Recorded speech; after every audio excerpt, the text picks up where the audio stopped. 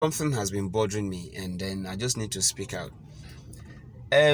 Recently I've been receiving calls, from friends, and then they will be telling me, please stop criticizing pastors, don't talk about pastors, don't judge pastors, allow them for God to judge them. And I found this particular statement funny. All right, do you know why it is funny? Why will you tell me not to judge an evil pastor? I should leave the evil pastor for God to judge him or her. Why? So I should allow the evil pastor to practice his witchcraft, his wickedness, his false prophecies and all that in the world, leading people to hell, destroying souls. I should keep quiet and be watching such person to practice his or her evil so that God will judge them at the end time. So what happens now? What happens now? And those of you telling me that I should stop criticizing pastors, that I will not incur the wrath of God, so that I will not be cursed by these pastors and all that. In the book of Genesis, when God was creating the world and he was about to create human, he said, let's create man from our image and likeness.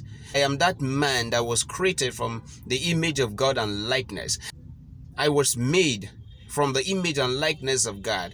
Therefore, no one can curse me. Not even a pastor, not even a prophet. No matter how anointed you are, you can't curse me. Do you understand? You cannot curse me because you do not have the permission from God to curse me.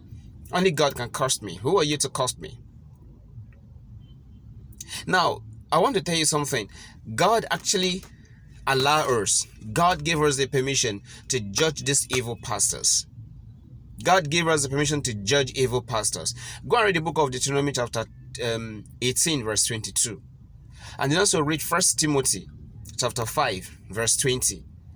1 Timothy chapter 5:20 said something. He said do what? He said to them that sinned, rebuke them openly, so that others will be afraid to practice evil. That's what he says. So you should go and read that verse of the Bible and stop calling me to tell me that, see, I do not need to criticize pastor. I do not to be. As a matter of fact, I don't speak about pastors. I don't condemn pastors. But those evil biblical businessmen who pretend to be pastors, I speak against them, and I will speak against them. If I do something wrong, if I offend those so-called pastors, they will not leave me for God to judge me. They will use the law of the country to fight me, and I will pay for it. But when they offend me and I want to say something, you say leave them for God to judge. Are you okay? Which spanner they take tight your brain? Na star, I been a linky, I been a tester. Where they know to tie and where we make you the reason like this. They tell you thou shalt not judge, and you believe them because you don't read your Bibles. You don't have Bibles. You are a Christian, but you don't have Bible.